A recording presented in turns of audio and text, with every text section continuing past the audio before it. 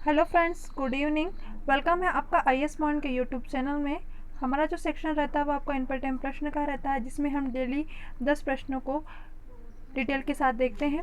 प्रश्नों स्टार्ट करने से पहले मैं आपको बता दूं, अगर किसी भी कोई भी प्रश्न में आपको कोई भी डिफ़िकल्टी हुई हो या होती है या डाउट होता है तो वो आप हमसे कमेंट सेक्शन में ज़रूर पूछें।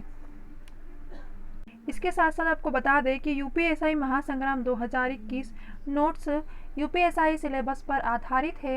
यह नोट्स आपको मात्र 149 रुपये में दिया जा रहा है। सिलेबस में जितने भी टॉपिक है सभी के सभी कवर किए गए हैं। लगभग 250 PDF का जो संग्रह है वो टॉपिक टू टॉपिक है, जैसे सामान्य हिंदी, मूल विधि, सामान्य अध्ययन यानी कि संपूर्ण GS, उत्तर प्रदेश विशेष, गणित, तर्क परीक्षण यानी कि रीजनिंग, कंप्यूटर और प्रमुख संस्थाओं जैसे जो कई महत्वपूर्ण टॉपिक है वह सभी कवर किए गए हैं।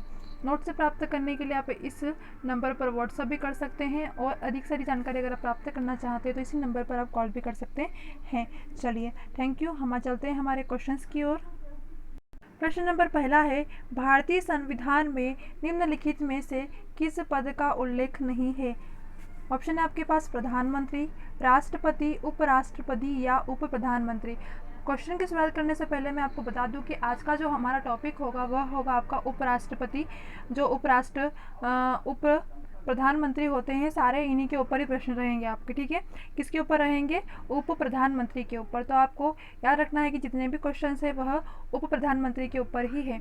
चलिए, तो पूछ रहा है आपसे कि भारतीय संविधान में निम्नलिखित में से किस पद का उल्लेख नहीं है? आपका सही जवाब है ऑप्शन नंबर डी, यानी कि उप प्रधानमंत्री का क्या है? भारतीय संविधान में उल्लेख नहीं है। भारत का उप प्रधानमंत्री भारत सरकार की कैबिनेट का एक सदस्य होता है। किसका है यह? एक कैबिनेट का सदस्य है। यह पद संवैधानिक पद नहीं है। यह प्रायः अपने आप में कोई विशिष्ट शक्तियाँ नहीं रखता है। सामान्यतः उप प्रधानमंत्री कोई अन्य महत्वपूर्ण विभाग भी रखता है, जैसे गृह मंत्री हुआ, वित्त मंत्री।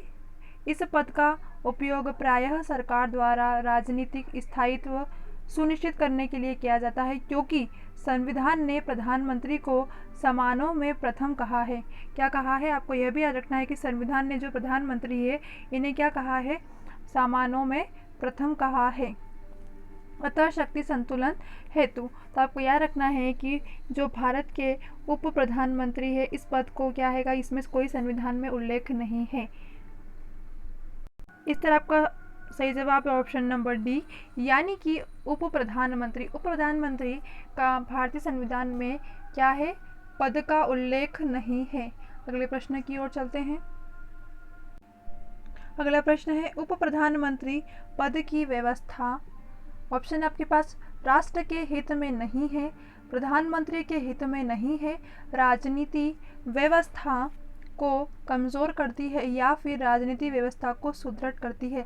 आपको बता दें कि जो उप प्रधानमंत्री पद है इसकी जो व्यवस्था है यह राजनीति व्यवस्था को क्या करती है? कमज़ोर करती है, ठीक है। तो आपका ऑप्शन नंबर सी सही है। आइए देखते हैं। भारतीय संविधान में उप प्रधानमंत्री पद की कोई व्यवस्था नहीं है। इसके बावजूद समय समय पर इन पद की जो व्यवस्था है यह की जा रही है। इस पद में 7 बार सृजन किया गया है। कितनी बार सृजन किया गया? 7 बार सृजन किया गया है। पहली बार इस पद का सृजन प्रथम लोकसभा के दौरान प्रधानमंत्री जवाहरलाल नेहरू के द्वारा किया गया था। इस प्रकार सरदार वल्लभ भाई पटेल उप प्रधानमंत्री पद का क्या हुए थे? सुशोभित करने वाले प्रथम व्यक्ति थे। आपको याद रखना है कि जो उप प्रधानमंत्री का मतलब कि जब चुना गया था तो यह किसने किया था? तो यह किसने किया था? प्रधानमंत्री थे जवाहरलाल नेहरू के द्वारा ही किया गया था। अब तक कितनी बार सृजन किया जा चुका है? अब तक 7 बार सृजन किया जा चुका है। इसके साथ साथ भारतीय जो संविधान है इसमें उप प्रधानमंत्री पद की क्या है? कोई व्यवस्था नहीं है, जैसा कि हमने प्रश्न नंबर पहले में ही देखा था। आपका सही जवाब है ऑप्शन नंबर सी, यानी कि राजनीतिक व्यवस्था को कमजोर करती है। कौन कमजोर करती है? उप प्रधानमंत्री पद की व्यवस्था। अगले प्रश्न की ओर चलते हैं। क्वेश्चन नंबर तीसरा है आपका, भारतीय परिस्थितियों में उप प्रधानमंत्री प्रधानमंत्री का ऑप्शन है आपके पास प्रमुख सहायक होता है, प्रतियोगी होता है, साथी होता है या फिर मार्गदर्शक होता है। आपको बता दें कि जो भारतीय परिस्थितियों में उप प्रधानमंत्री होता है यह क्या होता है, प्रतियोगी होता है, यानी कि option number B is the right answer. आइए देखते हैं। संवैधानिक दृष्टि से उप प्रधानमंत्री मंडल जो मंत्रिमंडल है इसकी किसी अन्य सदस्य की स्थिति में कोई अंतर नहीं होता है। क्या है, इसमें कोई भी अंतर नहीं होता है, परंतु व्यवहार में उप प्रधानमंत्री सरकार में प्रधानमंत्री के बाद दूसरे स्थान पर होता है। प्रधानमंत्री क्या है, दूसरे स्थान पर रहेंगे। प्रधानमंत्री की अनुपस्थिति में प्रधानमंत्री का समस्त दायित्वों का निर्वहन करता है। इस तरह आपका ऑप्शन नंबर सही है, ऑप्शन नंबर बी, यानी कि जो भारतीय परिस्थितियों में जो उप प्रधानमंत्री होता है यह क्या होता है, प्रधानमंत्री के प्रतियोगी होते हैं। अगले प्रश्न की ओर चलते हैं। प्रश्न नंबर चौथा है, भारत के प्रथम उप प्रधानमंत्री कौन थे? ऑप्शन है आपके पास जवाहरलाल नेहरू, मौलाना अब्दुल कलाम आज़ाद, गुलजारी लाल नंदा या फिर सरदार वल्लभ भाई पटेल। आपको मैंने यह क्वेश्चन जो अभी ऊपर ही गया था उसमें आपको मैंने बताया था कि पहले कौन चुने गए थे। तो भारत के जो प्रथम उप प्रधानमंत्री थे वह थे आपके ऑप्शन नंबर डी, यानी कि सरदार वल्लभ भाई पटेल। आइए देखते हैं। पहली बार इस पद का सृजन प्रथम लोकसभा के दौरान प्रधानमंत्री जवाहरलाल नेहरू द्वारा किया गया था। इस प्रकार सरदार वल्लभ भाई पटेल उप प्रधानमंत्री पद को सुशोभित करने वाले प्रथम व्यक्ति थे। आपको याद रखना है कि जो सरदार वल्लभ भाई पटेल थे यह उप प्रधानमंत्री का जो पद को सुशोभित करने वाले क्या थे, प्रथम व्यक्ति थे। वे 1947 से 50 तक इस पद पर आसीन रहे। अंतिम उप प्रधानमंत्री कौन थे, तो वह अंतिम कौन थे, लाल कृष्ण आडवाणी। आपको याद रखना है प्रथम कौन थे, सरदार वल्लभ भाई पटेल, और अंतिम कौन थे, कृष्ण लाल आडवाणी थे। अगला प्रश्न है, किस प्रधानमंत्री के कार्यकाल के दौरान दो उप प्रधानमंत्री एक साथ नियुक्त हुए थे?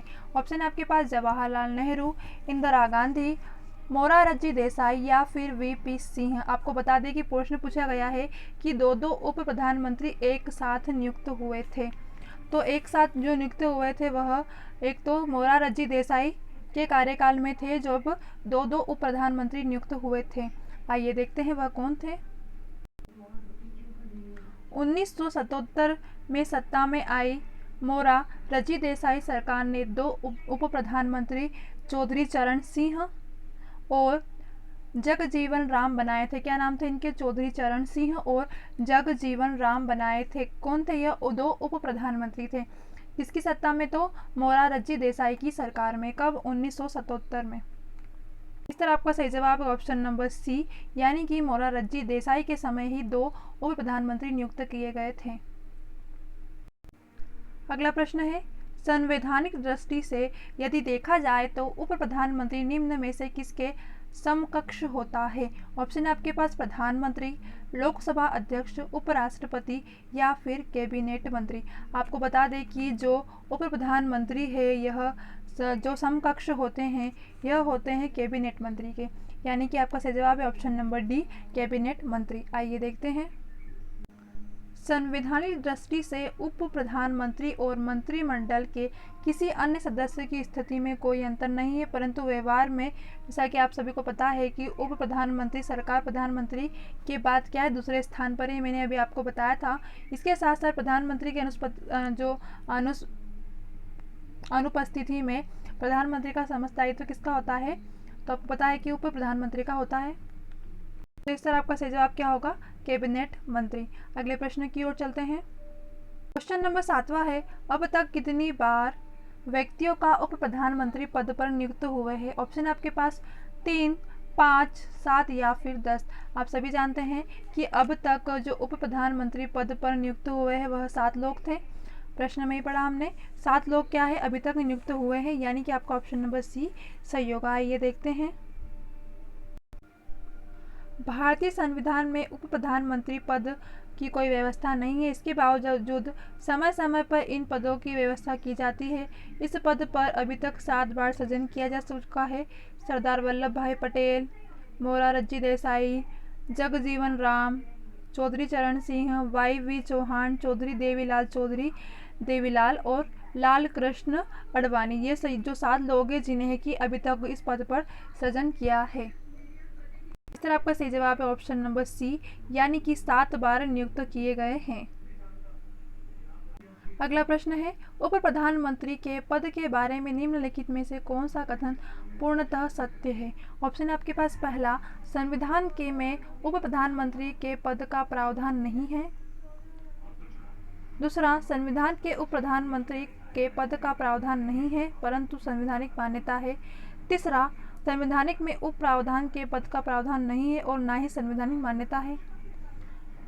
चौथा है, संविधान में उप प्रधानमंत्री के में जो पद है उसका प्रावधान है। आप सभी को पता है कि इसका सही जवाब क्या होगा, ऑप्शन नंबर सी, जो कि संविधान के जो उप प्रावधान के पद का क्या है, प्रावधान भी नहीं है और ना ही संवैधानिक मान्यता है। तो आपका सही जवाब होगा ऑप्शन नंबर सी। जैसा कि आपने देखा कि भारत की जो उप प्रधानमंत्री है भारत सरकार के कैबिनेट का एक सदस्य होता है। अभी हमने देखा यह पद संवैधानिक पद नहीं है, यह भी हमें पता है। प्रायः अपने आप में क्या है, कोई विशिष्ट शक्तियां नहीं रखता है। अगला प्रश्न है, निम्नलिखित में से कौन सा भारत के उप प्रधानमंत्री नहीं रहे हैं? ऑप्शन है आपके पास, सरदार पटेल, LK आडवाणी, चरण सिंह या फिर BD जत्ती। आप सभी को पता है कि सरदार पटेल भी रह चुके हैं, LK आडवाणी भी रह चुके हैं, चरण सिंह भी रह चुके हैं, परंतु जो है BD जत्ती यह नहीं रह चुके हैं, यह उप प्रधानमंत्री नहीं रह चुके। तो आपका सही जवाब क्या होगा, ऑप्शन नंबर डी। आपको बता दें कि ये जो BD जत्ती थे यह क्या थे, तो यह भारत के जो उस समय के क्या थे, यह उपराष्ट्रपति थे। तो आपको याद रखना है कि ये उपराष्ट्रपति थे। बाकी ये क्या थे, उप प्रधानमंत्री, यह तीनों यानी कि सरदार पटेल, LK आडवाणी और चरण सिंह, यह तीनों के तीनों उप प्रधानमंत्री थे। हमसे पूछा गया कि नहीं थे तो BD जत्ती नहीं थे। आज की क्लास हमारी यहीं पर ख़त्म होती है। किसी प्रश्न में कोई भी डिफ़िकल्टी आई हो तो आप हमसे कमेंट सेक्शन में पूछ सकते हैं। चलिए मिलते हैं हमारी अगली क्लास में, तब तक के लिए आप सभी को बेस्ट ऑफ लक।